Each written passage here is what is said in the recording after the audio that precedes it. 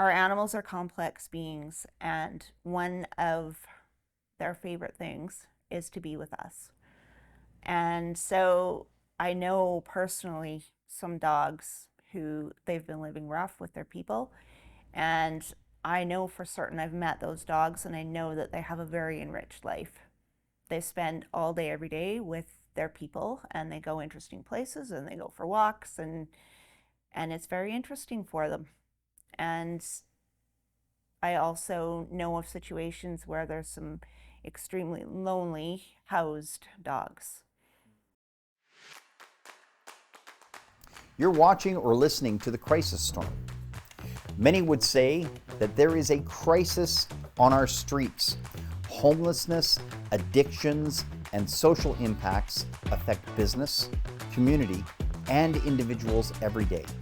Crisis Storm is a longer format episodic video series and audio podcast series that digs into the root causes of our street and social displacements through conversations with thought leaders, responders, and solution finders in the hope that we can inform and engage better conversations around these crises that are dividing and polarizing our community.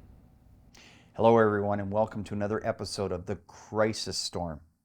Today, we are talking again about homelessness in our community, but this time it's about the four-legged homelessness that our community is faced with from a crisis standpoint.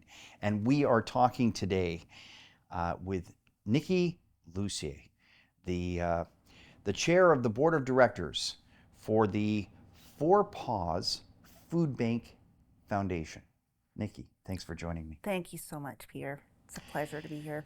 So, Four Paws. I think maybe we're taking our audience a little bit by surprise, but tell me first, what is Four Paws?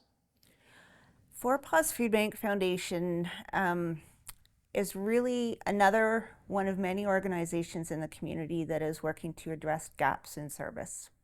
And so our focus, as you would imagine by our name, is focusing on gaps for animals, so helping people care for their companion animals. And so if we think about it in terms of basic needs, Maslow's hierarchy of needs, food is right down there on the bottom. And so food, a food bank for pets, is kind of our core service. That's how we started out, was food, putting food in dishes. There are two other kind of pillars of our service, but that's the one that we always shrink back to. So when resources are thin, when we're low on volunteers, we always come back to the core need of food. Okay. So maybe with that, can you tell me sort of when and why, or maybe a little bit more about why Four Paws began? Sure. So Four Paws started out very simply in 2016, and Bonnie McBride actually noticed that there were people showing up to the Salvation Army food truck, and they had pets with them. And so there wasn't pet food there for those pets. And that was the simple observation and where it all kind of started. Very simply, a few bags of food in the back of a vehicle alongside the food truck for the humans. And since then, since September 2016, Four Paws has kind of reinvented itself many times in many different ways, just keeping a close eye on the need. So we don't want to overlap with what other services are providing. We don't have the time or the people or the resources to do that, right? We need to stay very focused on the gaps. And so starting in 2016, then moving to 2017, when we had unprecedented numbers of wildfire evacuees into Kamloops, and many of them had pets, right? That's one of the most important things that we take with us when we have to evacuate. Our kids, our pets, one and the same for some of us, and maybe some photographs and a few other things. And so all these animals arrived into Kamloops and needed support. And in emergency situations, you know, we come together. Kamloops has done this many times, and Four Paws was one part of that. Since then, I mean, if we look at 2018, we didn't have that same situation. But once evacuees eventually returned home and, you know, life sort of stabilized a bit, there's still that quiet crisis going on in many people's lives. They still need supports. It's just less of a crisis, right? Less of a public crisis. Gotcha. You mentioned 3 pillars. Yes. What are the 3 pillars? You come back to food. Food is what we shrink down to when we need to. However, there's 2 other very significant gaps that we often encounter. And one is people who are, if we use the women's shelter as an example, people who are leaving an unsafe situation and they need somewhere to go with their pets. They will leave if they know that their pets can end up somewhere safe. And so we will provide emergency fostering. That's another example of something we can only do as well as we have foster homes for. So we're 100% reliant on volunteers. So that's our second one that we do to the very best of our ability. We'll provide temporary safekeeping. We also have people who won't go into the hospital for treatment because it means they have to leave their pet. They have no one to look after their pet. There's many situations that we don't really think of until all of a sudden, oh my goodness, I have to do this. What do I do with my dog or my cat? So interesting. You've mentioned 3 different populations already. You've got, well, 4 if you count the pets, but you've got populations of people who are, you know, precariously housed or not housed at all. You know, homeless people. Yeah. You've got individuals that are fleeing violence, families, and you've got, presumably, senior citizens. Absolutely. That you know, maybe, you know, don't want to leave their pet to go get medical attention and Absolutely. and that type of thing. So yeah, it's interesting. It's far more than just you know, a few people on the street. absolutely. Yeah. If I've learned anything from this, it's that it can be any of us. So our clients are really, they're us. It could be us. And so we'll get calls, or not calls actually. We don't have a public phone because we don't have enough people to answer. So we operate with email and Facebook messages. So we'll get a message from someone saying, I'm so embarrassed to ask for help. I've never needed to ask for help before, but I'm in this situation and I don't know how I can feed my pet, or I don't know how I can meet this veterinary need, which is kind of our third pillar. Okay. And so we have a lot of people who reach out for one-time help. So seriously, it could be any of us, right? There can be a death in the family. There can be just so many different events that happen in our life that mean we can't come up with the funds to do this right now. We'll be okay in a month, but we're not okay right now. Especially in these times where people are, you know, one thing happening away from potentially being on the streets themselves. Yes, absolutely. And so that's the need that we really focus in on, the gap that we really focus in on. Like, if we can remove that stress, because it's a massive stress for people, even if it is a short-term thing, it's a huge stress to look at your animal and think, I can't feed you tonight. And so if we can just remove that stress, people can get on with sorting out all those other issues they have to get to.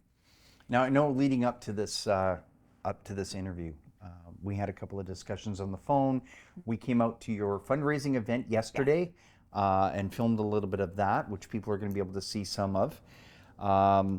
But I admitted to you on the phone, I admitted you earlier today that I have been guilty of a thought. And I'm sure that a lot of our audience perhaps have had the same thought. So I'm just going to ask the question. I know that this is not the only population of people, two-legged ones, that you served, but for that population, thinking about where Four Paws began when Bonnie McBride saw individuals with pets lining up for help and not having any help for their pets. I have had the thought, if someone doesn't have it within their ability or means to look after themselves, should they be allowed to look after a pet? And I really appreciated your answer, but I'd like you to sort of share that with me again. Sure. And it's one of those areas, a lot of us, I have felt that way in the past as well. And I've kind of gone back and forth, and where I've settled in, I think, on this, not to say I won't change my mind again, but I've settled in on this notion that our animals are complex beings, and one of their favorite things is to be with us.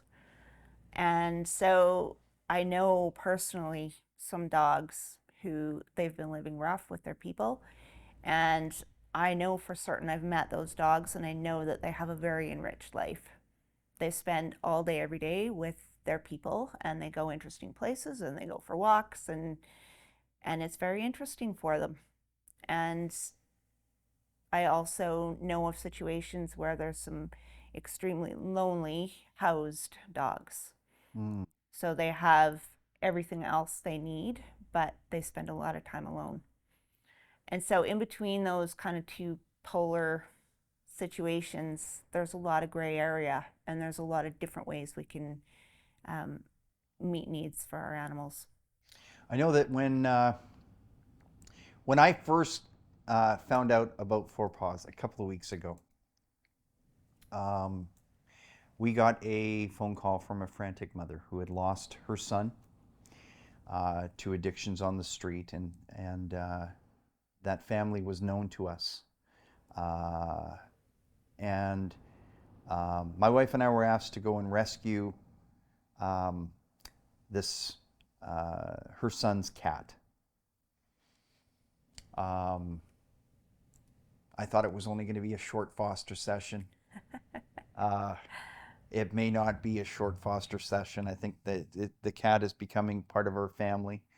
But I was really surprised when the manager of the housing program where this individual had been living told me about Four Paws, told me about the incredible work that Four Paws is doing. I know that she shared with me some of the positive impacts on individuals who are struggling with addictions, who are struggling with positive outlook on life and not losing hope altogether. Yeah. Can you share with me sort of some of what you've heard or what Yeah, you've seen? absolutely. And it's no exaggeration to say that I read messages every day, and it's people saying the same thing in just different words. My life centers around this animal. This animal has seen me through the darkest places. I'm here today because I had my animal. Over and over, just from different people, we hear that.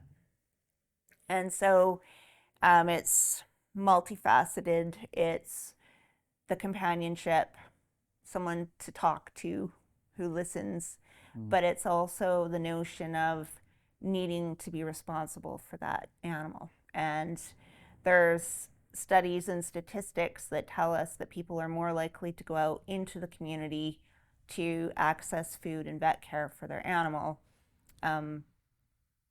more so than they would do for themselves.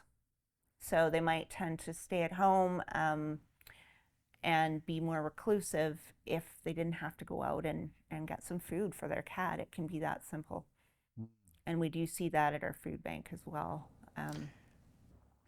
Let's take a look at a little bit from the YMCA Women's Shelter at the Mission Pawsible event. Okay, so Jacquie, if you could introduce yourself and a little bit about what you do and how long you've been doing it.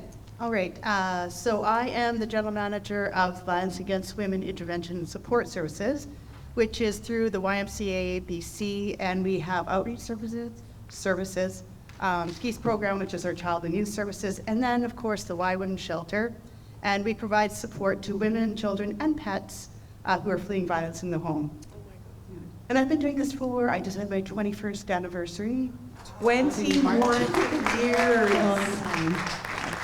Oh my gosh, I know, I'm just like, even just knowing what you do just makes me go wow, because thank goodness we have people like you who are involved in such important organizations and causes like that. Now, what compelled you to want to be part of this and educate everybody today? Well, Nikki asked me, and told me I had to. No, she didn't. She was mentioning the fires years ago. After the fires, we had a connection with Four Paws, and we had some representatives come to the shelter and realized that, they said, they wanted to concentrate on a specific scope and a specific group of people. And we have the women and children who stay with us are homeless, technically, right? So they wanted to make it easier for the women and children that stay with us to bring their pets. So it started out that they offered to foster the pets, because at that time we weren't pet friendly, we weren't set up at all to have any kind of animals in the house. We call it the transition to the house. But I mean, through the years we have snuck a couple cats, the dogs, and maybe other animals into the house before we were officially a pet inclusive environment. But so they started out by offering their space, their fosters for us. And so I think the very first one was a cat. And the cat ended up being with the fosters for about 2 months. So it's really important for the families to be able to bring their pets, because I looked up a couple of the stats from the Canadian Women's Foundation, just recent ones, 2021. They said that 56% of women don't leave a violent situation because they're worried about their animals. Oh my gosh. Yeah. Or they either, and that delayed response, of course, increases safety and like the whole family. I never even think of this. Like whenever I hear about it, obviously I know that you guys take when people flee from violence or they're in a serious situation, they have somewhere to go. But this is the first time when I was looking over the script that I got, it's the first time I actually thought about what about animals? Like the fact that some people need those animals to go with them because they're obviously support and they love them so much. And they're in such a volatile situation as it is. This is the last thing they want to do. And to imagine leaving that comfort, leaving that, source of, love behind. But when you say it wasn't pet inclusive before, how did that change? It was actually through Four Paws. So they enabled us to realize that we could actually support families bringing their animals in. Because it went beyond foster. They bring what was it, last week you brought a litter pan. Today, you don't know, but after we finish this, I'm asking about foster home for a dog for 5 days, but anyway, that's after. I'll ask you about that later. So they bring cat litter and treats and dog food and harnesses and leashes, poop bags. Got a whole bunch of poop bags, and we had a number of dogs in the house. But it also was through BC Housing. That's one of our funders. We're a special program within that ministry.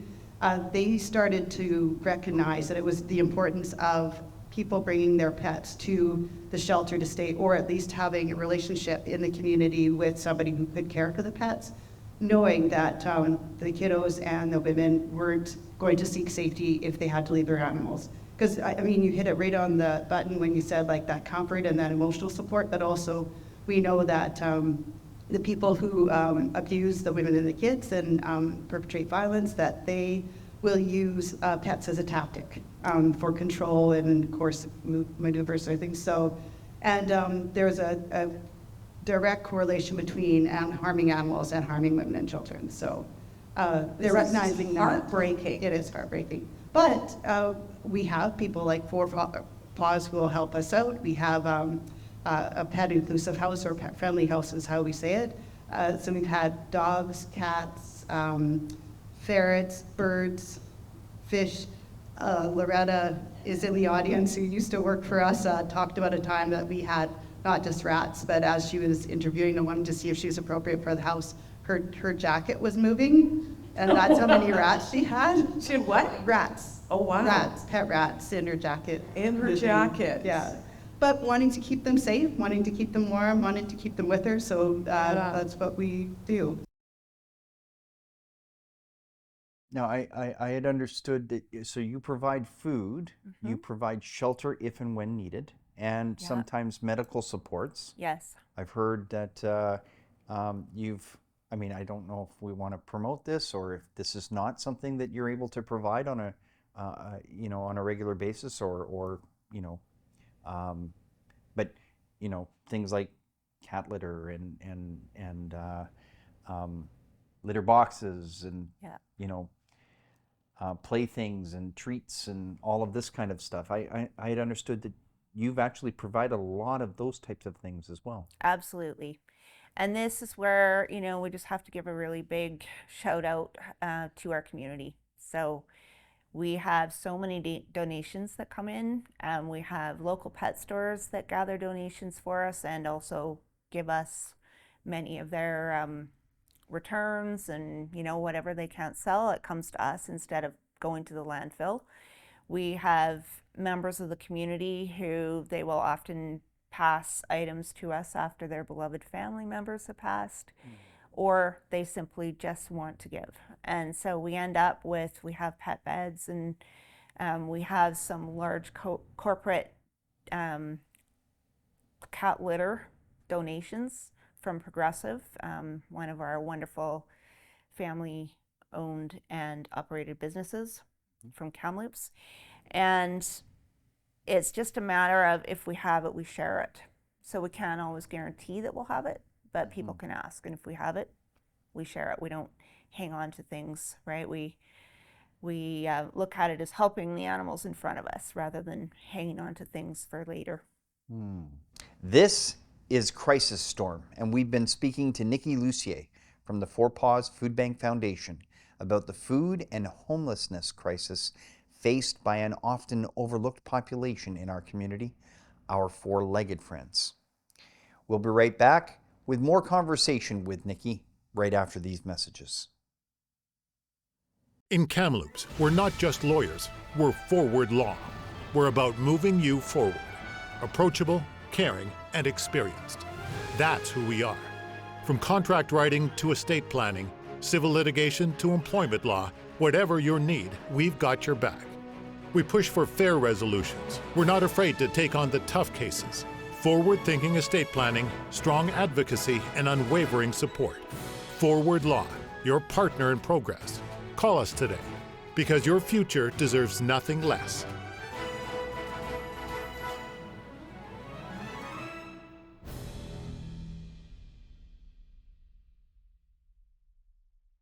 Welcome to the heart of business in Kamloops, Southgate Business Center, your one-stop destination for all your office needs.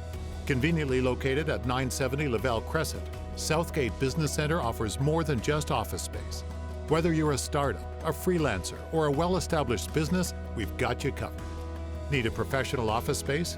Our offices provide the ideal environment for productivity and success. Planning a meeting or presentation? Elevate your business with our conference room available for rent. At Southgate Business Center, we understand the importance of efficiency. Our secretarial services ensure you have the support you need so you can focus on what matters most, growing your business. For office rentals, conference rooms, secretarial services, and more, contact Southgate Business Center at 250-374-9233 or visit us at 970 Lavelle Crescent in Kamloops. Southgate Business Center, your destination for success in the heart of Kamloops.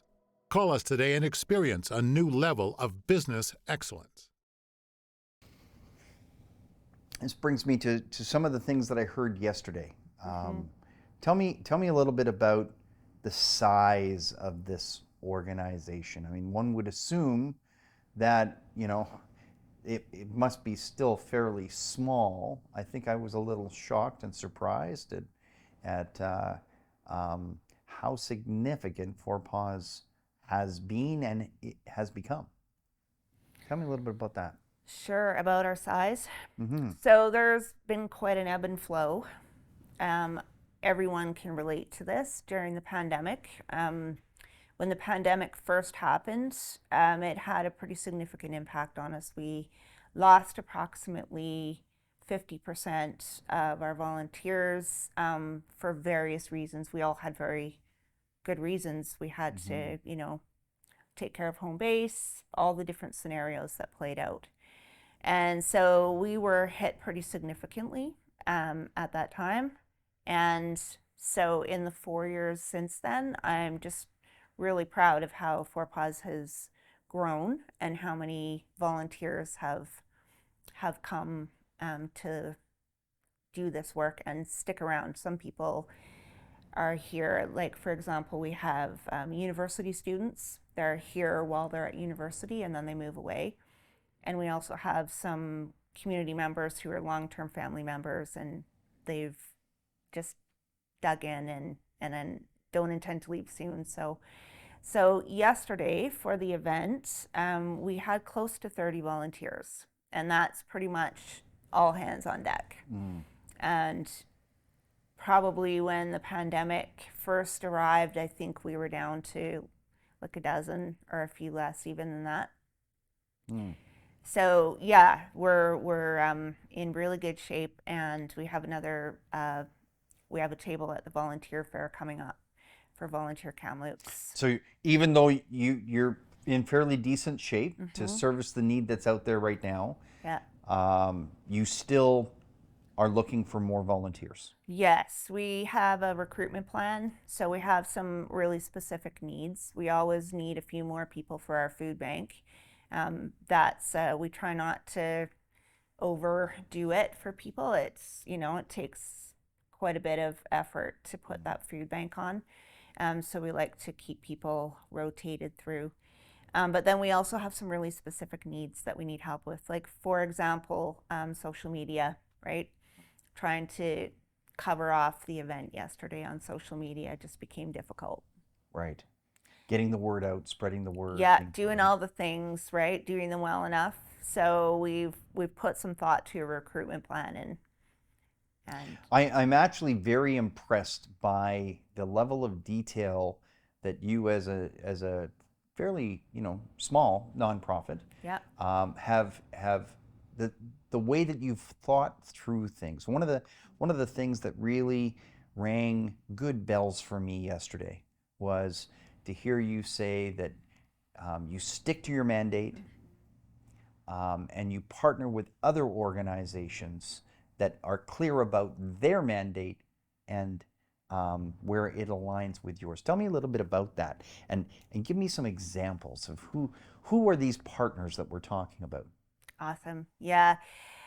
I think what I said yesterday was just we have to say no sometimes. Like, we have to be really clear on what our mandate is and say no to some things so we can say yes to the parts of our mandate that, like I mentioned, our food bank, like that's, we got to hold that dear and look after that. And if we keep saying yes to a whole bunch of other things, because it feels terrible to say no, but if we don't say no, then we put our food bank at risk because we're exhausted doing this stuff over here. Right. And so as time goes on, we connect with more other organizations. There are so many organizations doing incredible work, and we need to work together. We need to rally. And so one of our best examples is we often have people coming to the food bank asking for cat food for community cats because they're cats, right? They need food too, and it's really... What do you mean by community cats? So that's feral cats. Okay. Or semi-feral even in some cases. They are abandoned cats. So they maybe lived in a home and then they've been abandoned. And so there's many people in our community who are witnessing these cats. They're seeing stray cats, otherwise known as stray cats. And they may need medical care, or they're just skinny and hungry. And it is emotionally difficult to see that kind of suffering going on. And that's the call to action for groups like Sammy's Forgotten Felines. And so rather than us giving our depleted cat food resources to feed ferals and then not being able to provide cat food for some of our clients, that's an example of putting ourselves at risk. And so if we partner with Sammy's, we can refer those people to someone else who has that mandate. Gotcha. So Sammy spends a lot of time looking after feral cats. Yes. Yes. And that's a big thing in our community? Absolutely. Okay. I know that Yes. there was a lot of talk about spay and neutering. Maybe we'll get to that in a little bit. Sure. But I guess that sort of really plays in with Sammy's. Sure does.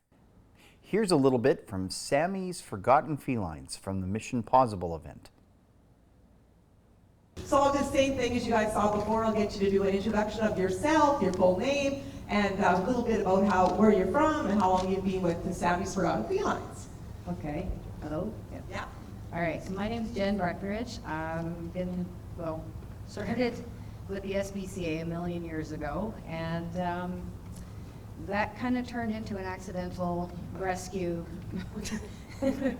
because we realized that ferals don't get rescued very often. So we thought we'd like to change that. So yeah, that started in 2019 and turned into a thing.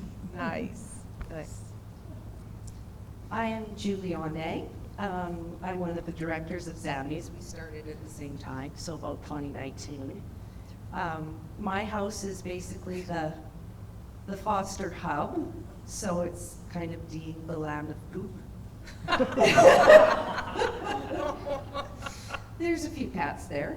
And yeah, Jen and I and Val, another gal that started Sammy's with us, we all started it together, just knowing that ferals just are not getting the respect that they deserve. And so is that kind of how Sammy's Forgotten Felines got started then? That's how it started, and what really is the mission of the organization? So we really want to, a lot of rescues do trap, litter, and return.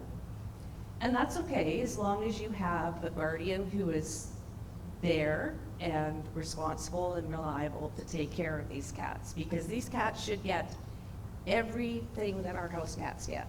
They need vet care, they need proper shelter, they need food, they need water, they need attention. So that's why we kind of decided that, you know, Kamloops has an incredible amount of feral colonies that you don't see. These cats don't want you to see them. So where are we talking about? That's a great question. Literally everywhere. There are colonies in Valley View, there's several on the North Shore, there are random cats literally everywhere. It's just not many people notice them until it becomes a problem. So one of the colonies we've been working on was about 150 to 200 cats. We have removed and rehomed or found sanctuary, or we still have some cats in care. We have about 104 so far, and we think there's somewhere between 30 and 40 left. We have done some TNR just to curb the numbers, because the problem is if you don't get a handle on the population, it just explodes. So that's most of the battle. Spaying and neutering is huge, huge, huge. And then the question becomes, how do you give them a better life long term? Yeah. What about on the senior side? Is there a partner that you also work with regards to that population? Yes, absolutely. At least for dogs. So there's a wonderful organization called ElderDog. And although they're Canada-wide, we have a Pawd, P-A-W-D, Pawd, here in Kamloops. And so ElderDog Kamloops does exactly that. So their goal is to support seniors, be it a senior human or a senior dog, and where the guardian may be having difficulties walking the dog or grooming the dog, or again, if they need to go into the hospital, ElderDog is there to help. Yes, and they do an absolutely wonderful job. So it's just another example where we stay in touch, lots of late night texting and early morning texting, and hey, I have this situation, are you able to help? You know, and we can just work together. Here's a little bit about ElderDog from the Mission Pawsible event. All right, so we're going to be talking about what the human bond means in our later life stages. So introduce yourself, tell us a little bit about your organization and how long you've been there. Sure. Hi, I'm Darlene Snellen with ElderDog Canada. I've been doing this for almost 3 years now. What we do is we help seniors keep their dogs in their home by helping them with our volunteers to do so completely free of charge. Wow, that is so nice place. There is a great service. So what service does ElderDog provide, like, and where do you operate out of? Yeah, so it originated out in Nova Scotia, but it's made it all the way to coastal BC. And we are actually in BC more pods than anywhere else in Canada, believe it or not. We would do, the question was what services we provide. Yeah, so I'm nervous a little bit. No worries. We help with walking dogs when seniors can't because they're just not very mobile and their dogs need exercise. We'll help pick up dog food and deliver it, or help with transportation to and from a veterinary appointment or a grooming appointment, and some minor grooming things like clipping their nails or brushing their fur, or just administering some medication, that kind of thing.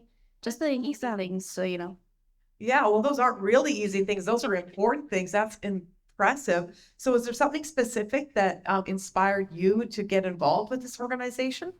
Yeah, well, everyone here has a little bit to thank Nikki for, I think, and me too. I was on Facebook one day and there was a senior asking for financial assistance to help say goodbye to their pet with euthanization. And so I thought it'd be nice to start something, but it never got off the ground. And then she found a posting on Castanet about ElderDog Kamloops and sent it to me. And so I've been the rehoming coordinator with ElderDog since then, around 3 years ago, and recently, I want to say about 1.5 years ago, took on Pawd leader as well for the Kamloops location. Oh, that's great. Now, so who could qualify for this then? If people are out there thinking, oh my gosh, I know someone and I didn't even know this existed, who could qualify for this service? Yeah, so if you're a senior citizen, you instantly qualify if you have a dog. The dog can be of any age, it doesn't matter. There's also just senior dogs that might need some help. So our rules basically, if it has 2 legs or 4 legs and it's considered elderly, it qualifies. What about 3 legs? Yes, 3 legs. I've seen 3 legs. Now, how much are these services with ElderDog? Again, it's completely free of charge. We don't charge for anything. Even when we're rehoming a dog and it's being adopted, there's no fee for the adoption either. Yesterday, I heard a shocking number, and I'd like you to share that with the audience once again. We talked, we heard yesterday that one feline, one cat, can, within 7 years of life, create far more than an entire colony of cats if it is not spayed. Can you share those numbers with us? Yes, I mean, a ballpark figure is 500,000. It's approximately 460,000. How do you get to that number? Like, how is that possible? Well, it's a really unfair fact about cats, and I've seen it almost happen myself with fostering. A female cat can get pregnant while she's nursing a litter. And male cats can impregnate a cat when they're only 4 months old. So populations explode quickly. And so a cat, if one cat has even 2 litters in a year and has 3 kittens, and none of them are spayed or neutered, that's the math. You just have to follow the math through, and that's what it works out In to. 7 years, we end up with over 400,000 Yeah. cats. And the sad fact is that cats can still reproduce when they're senior. They don't have menopause like humans do, so it just carries on. Wow. So with Sammy's Forgotten Felines, with the feral cat population, is this some of the work that is being done there with regards to neutering? And Yes. Yeah. So Sammy's, there's the term trap, neuter, release, or trap, spay, and neuter release. TNR, it's often referred to. So Sammy's does a lot of trapping. They bring the cats in, they do the spay and neutering, but in many cases they actually will socialize and rehome those cats. So they're not released back into the community. interesting. So these are feral cats that are being socialized and homed? They're feral cats, they're semi-feral cats, they're abandoned cats, and it's not always obvious which they are. So that's what Sammy's often talks about, is they will trap this cat that looks crazy and wild and they assume is feral, and then they get to know this cat, and maybe it's that they have painful teeth because their teeth are rotting out, and they get that fixed and they turn into a love muffin, and it seems apparent that they were, you know, a domesticated cat at one point. Awesome. Yeah. Okay. Here's a little bit from our veterinarians at the Mission Pawsible event. We obviously know what getting spayed or neutered means, but just tell us a little bit about the procedure itself so people have a little bit more understanding. So a spay procedures for females, where we remove the ovaries and the uterus, and a neuter procedures for removing the testicles. And obviously that's to make sure that they're not able to reproduce and have unwanted litters that we don't need. Right. And it's a pretty, you guys obviously do this a lot. So it's not like something for people to be worried about. They don't want to feel like their animal or is in danger. You guys do this obviously daily, correct? Yeah, very routine. Yeah. So pretty routine, yeah. So obviously when you were told about this event today, what compelled you guys to want to educate about this? Well, I think that as veterinarians, we all have a big passion for animals and animal health and wanting to help our own community. And so I think that we're all just, we see every day people who may not be able to spay and neuter their pets, and it really is, helps my heart to help provide this for more people in the community. So, and what would you say, like, if someone just said, oh, I don't plan on doing it, I'm just not interested, like, does that ever happen? Like, do people really tell, what would you guys say to them if they say, I just don't want to do that? Oh, I'm just like, whoa. Okay, so what are the health benefits of spayed and neutering? Like, are there actual health benefits for the animals when you do this? Yeah. Well, and people might come and say, that they may not want to do that, and that's maybe because they don't understand what the benefits might be. So spaying and neutering can prevent lots of cancers, so reproductive tumors, uterine cancers, testicular cancers, prevent lots of prostatic disease. Another thing that people I think are maybe less aware of is that older female dogs can get a disease called pyometra. So the more that they go through a heat cycle, the more prone that they are to contracting an infection in their uterus. When they go through a heat cycle and their cervix is open, bacteria can go up in there, and as it closes, then that can cause an infection, resulting in needing an emergency surgery. So really, really recommended, even if your animal is a little bit older, to go ahead and get them spayed, because you can prevent that sort of an infection from happening and resulting in an emergency. Wow, so there's a lot of benefits other than just stopping a lot of extra animals roaming around. So there's other benefits to it. Wow. Now, what about behaviors? Can behaviors be affected with this? Definitely. So we're probably aware that animals, especially males, can be less aggressive after they've been neutered. And they're less territorial. They would want to go and fight other animals a lot less. Animals that are spayed and neutered actually have a longer lifespan than those that aren't. Oh, wow. Yeah, I was reading, What? hearing for today. Amazing. Yeah, male cats, they'll actually live about 62% longer than cats that are left intact because they're just not going around and fighting and getting hit by cars or other infectious disease. So Yeah, yeah. I never thought about that. Wow. Gosh. And what about, how does it really affect the animal population? Like when you look and you see a lot more animals, does it have that much of an impact? Yeah, so I mean, it's a great question. I think it's a really important question. It's been touched on a little bit today already, but really, spay and neuter is the number one way that we can combat pet overpopulation. Of course, overpopulation is kind of the big picture concept here, because overpopulation is the problem in itself that's leading to overcrowded shelters, leading, unfortunately, to the euthanasia of otherwise healthy animals, and just a big strain on community resources.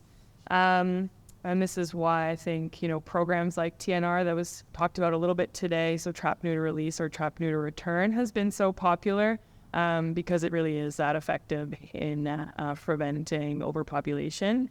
We have a statistic here from a study that was conducted back in 2003. And at that point, an estimated 4.5 million dogs and cats were killed in shelters every year in the U.S. alone. I'm going to get you to repeat that, like that. Right, get right close to Mike. Say 4.5 million dogs and cats. Holy. Yeah, so now I feel like I'm yelling at the microphone, but No. yeah, and that's in the U.S. alone. So, since then, the last 2 decades, lots of independent rescues have sprung up trying to improve that statistic, but it's just too much for these small rescues and shelters to handle. According to the SPCA, there's still tens of thousands of domestic animals living outdoors, so unhoused in BC, and these pets are suffering from frostbite, starvation, illness, infectious diseases, predator attacks, other injuries, and the shelters and rescues just can't keep up with that demand for care. So really, spaying and neutering is the best way to, help those animals. In addition to obviously these rescues being able to help provide the veterinary care. I feel like it's kind of hard to grasp the magnitude of the problem. So we'll put it into perspective a little bit here. So obviously spaying and neutering is going to prevent unwanted pregnancies, which is what kind of leads to more pets being out in the environment or stray animals. So as an example, it would take a single female cat. She'll have her first heat at about 5 months of age. And then in just 7 years, she and her offspring could produce 450,000 cats if each had an average litter of 3 kittens twice a year. It's amazing how the parallels with animal crisis in our community are actually quite aligned with the parallels in human crisis in our community. When we think about healthcare, when we think about expense, when we think about homelessness, all of these things, our four-legged friends and finned ones and winged ones and Yes. everything in between, Yeah. they all experience similar crises as we do, Yes. and they're often overlooked. With that, I think one thing that comes to mind that we try to address with the show is a crisis and a breakdown in communication. Mm-hmm. And that sort of, do you see any of that within within the work that you do and the organizations that you partner with? Oh goodness, yes. And in fact, when I mentioned that one of our primary focuses is addressing gaps, it's almost feels like a full-time job sometimes, understanding where the gaps are. And so even our government agencies, they might have a change in management, or they might have a change in policy that we don't know about. So we were doing things one way, and then all of a sudden that isn't happening, but we don't know why. So it takes a phone call. Hey, is this still happening, or do you still need our support? Or and so it's ongoing. It's constant. It would be nice to think that we could do up a nice, neat and tidy, flow chart of how communication works, but it's been constant change. Right. Do you see any polarization in community around the crises that you deal with? I would say we have amazing pockets. It also surprises all of us how many people in Kamloops there are who aren't aware of what we do, who don't know about Four Paws, don't know about Sammy's, don't know about ElderDog. And so it's just a continual effort. Gotcha. Now, are there other organizations or groups that you have connected with that were perhaps part of what you were doing yesterday? Yes, and we have partners outside of Kamloops as well. So, for example, with food, there's this incredible network of people around the province, and we move food, right? There's a group in Vancouver called the Good Haulers, and they started in 2017 with this idea that there's a large amount of food donations happening in Vancouver, and then there's people traveling to all parts of BC, so why not put some food in trucks and trunks, as Katie Ernst always said, and move it where it needs to go. And so just a very organic process like that, again, all volunteer driven, and trying to be efficient and trying to work together. We can move amazing amounts of food and not have to pay for it. So you're interested in hearing from people that perhaps are traveling back and forth a lot between Kamloops and Vancouver? Yeah, absolutely. Okay. Interesting. So Good Haulers, that's awesome. Good Haulers, yeah, they're amazing. What about anybody else? I think we heard from some veterinarians and some dog trainers. Yes. Tell me a little bit about them. So obviously with veterinary care is kind of our third pillar, and again, it's our most expensive pillar. It takes the most amount of funding, so it's we can't always follow through on, we can't always say yes to the things we want to say yes to. We're not vets or techs, and so we rely on good partnerships. And I just can't say enough about the veterinary staff that we work with. They go the distance for animals and their guardians. I'm going to ask a question, fearfully. But I know there are some in our audience that are going to be wondering the same thing. When it comes to, all donations, financial support that comes in to support this from, say, people that, they're just getting by themselves, Yes. but they feel very drawn to also support the work that you're doing. So they reach in deep, and it hurts, and they provide some money. Yeah. Do they need to be concerned about that lining the pockets of, a doctor from a veterinarian hospital? No. I mean, we pride ourselves in making sure that every dollar that comes in as a donation is spent well. And so, we have some mandatory things we have to do as a charity. We have to carry insurance, and we have to have secure storage for our food. Those are our main two expenses. When it comes to the veterinary care, it amazes us how they meet us. And so they will be reaching out to their vaccination distributors. They reach out to all their partners in their communities and find every possible way that they can give us a discount. And so, you know, we have some spay and neuter efforts coming up, and because we're able to coordinate and bring in quite a number of animals at one time, their staff are giving as well. So they're coming in on a Sunday or coming in early that morning for surgical procedures.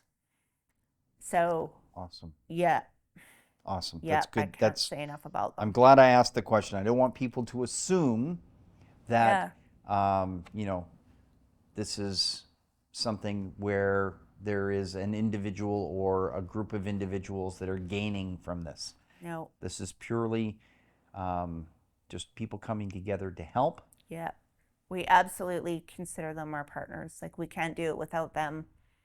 And the effort that they go to every day is remarkable. I can't say enough about them. Now, I also heard yesterday that there were some people that talked about communication, and that they were pet trainers. Yes. But really, they were people trainers. Yes. Tell me about them. Yeah, and so the trainers and the dog walkers, and I think of them as animal welfare advocates. That's how I see them as. They are helping not with the food side of things or the medical side of things, but the enrichment and the relationships between people and pets. And so sometimes it can be as simple as giving people permission to have fun with their pets. And that's why I think of them as advocates. So myself personally, I've had that where I worked with a trainer with my dog, and she kept saying, just have fun. Like, that can be your default. If you don't know what else to do, if you don't know how to perfectly train your dog, just go have some fun with them. And I almost needed her permission to just have fun. And we heard that yesterday too, right? Like, if it's working for you and your dog, then it's working. Don't be so worried about being perfect. And so I think a lot of us, we just need a little bit of guidance and a little bit of help, and that's what those professionals can do for us. Awesome. And it doesn't have to cost money, right? That was kind of one of the messages we wanted collectively to share yesterday, right? That stuff's free. Having fun can be free. It can be a walk. Right. There was something I'd never heard of before. There was a woman that talked about. She wasn't just a dog walker. She actually took dogs out on adventures. Yes. Yeah, Yes. Tell me about that as well. Yeah, that was Ashley. Ashley Gribble of Urban Tailz Adventures. Urban Tailz Adventures, that's it. Yep. And that was one of the things she was really emphasizing is let the walk be for your dog. So let them sniff longer. And I learned this too. I had a senior dog I learned this with. Long after their hearing and their sight goes, they can still smell. So going for a walk, and if they sniff up the blade of grass and down the blade of grass and you're standing there feeling all impatient, just think about that like your newspaper, someone ripping a newspaper out of your hand before you're done the article. And so that on Ashley's walks, that's really what she's emphasizing is just let them sniff, let them do the dog things, dog behaviors. So there's a lot of collective stress that happens with this crisis situation that you're focusing on. And something as simple as letting your dog sniff can help them relax. It can undo all that stress. Awesome. We are going to take a break just for a couple of seconds. Okay. This is our second break. And right after this, we're going to wrap up and talk a little bit more about how the fundraising event went and where people can find out more and what you really want to focus on in the coming months for Four Paws. Excellent. We'll be right back with more from Nikki Lussier from Four Paws right after these messages from our sponsors. In Kamloops, we're not just lawyers, we're forward law. We're about moving you forward. Approachable, caring, and experienced. That's who we are. From contract writing to estate planning, civil litigation to employment law, whatever your need, we've got your back. We push for fair resolutions. We're not afraid to take on the tough cases.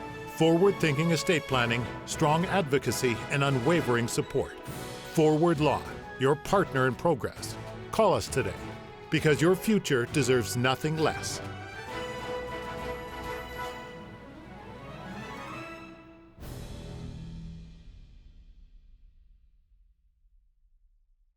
Welcome to the heart of business in Kamloops, Southgate Business Center, your one-stop destination for all your office needs. Conveniently located at 970 Lavelle Crescent, Southgate Business Center offers more than just office space. Whether you're a startup, a freelancer, or a well-established business, we've got you covered. Need a professional office space? Our offices provide the ideal environment for productivity and success. Planning a meeting or presentation? Elevate your business with our conference room available for rent. At Southgate Business Center, we understand the importance of efficiency. Our secretarial services ensure you have the support you need so you can focus on what matters most, growing your business. For office rentals, conference rooms, secretarial services, and more, contact Southgate Business Center at 250-374-9233 or visit us at 970 Lavelle Crescent in Kamloops. Southgate Business Center, your destination for success in the heart of Kamloops. Call us today and experience a new level of business excellence.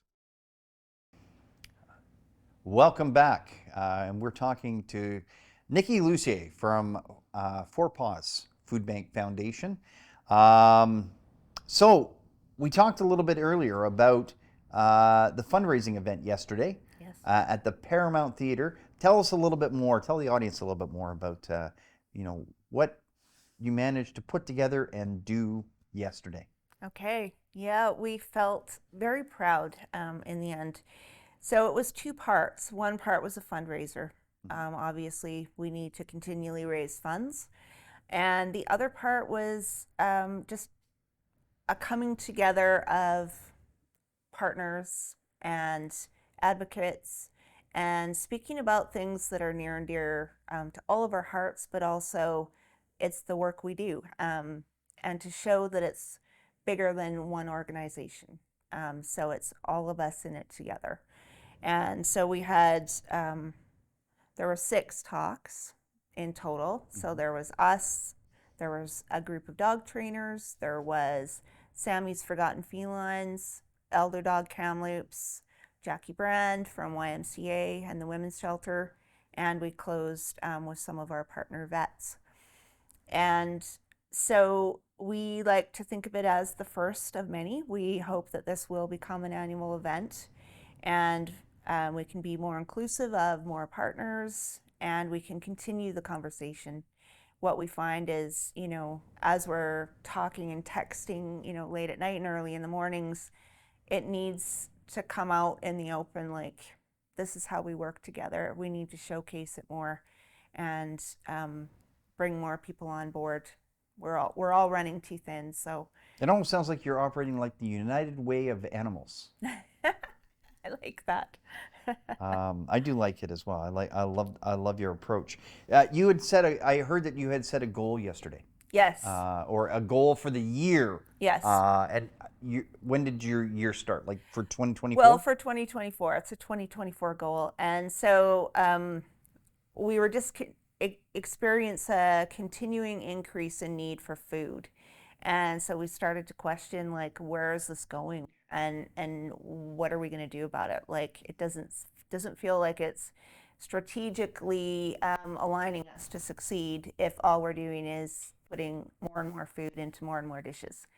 And so what that brought us back to was spay and neuter. And so we are experiencing overpopulation right now with animals for a variety of reasons. It's not just us, it's across the board.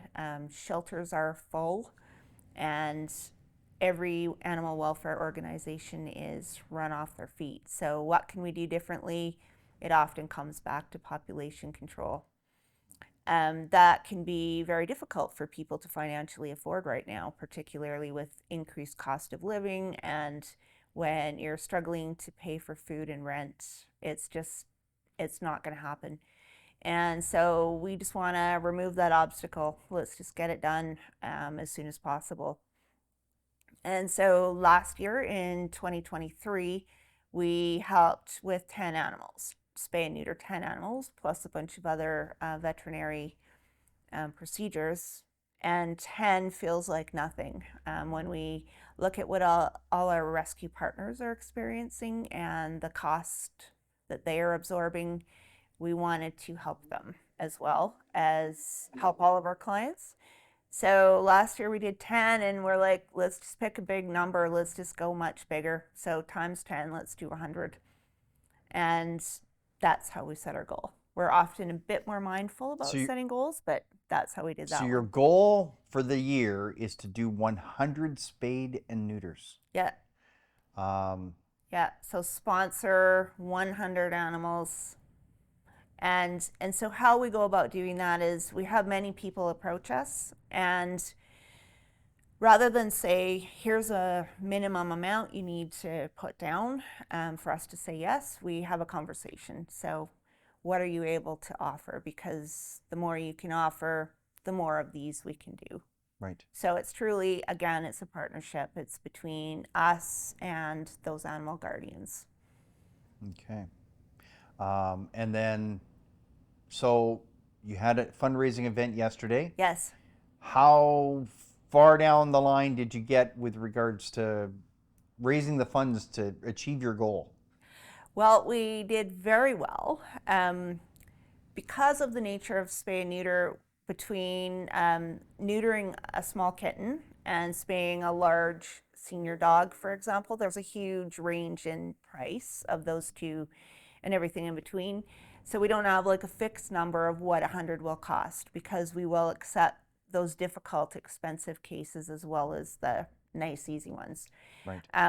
But approximately 50,000 is what we have worked out to meet those 100. That's the goal. That's the goal. 100 is the goal. 50 is an approximate. 50,000 is an approximate number.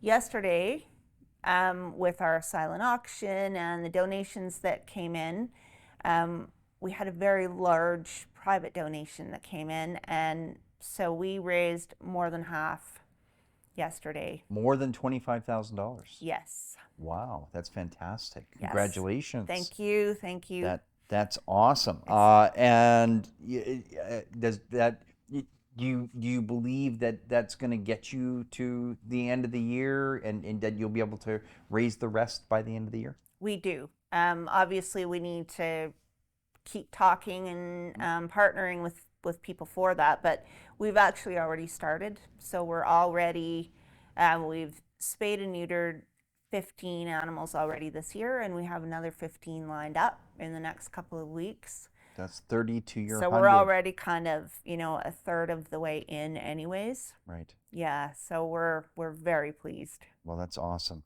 Well, I just want to be one of the people that says thank you for everything that you're doing in our community. Thank you.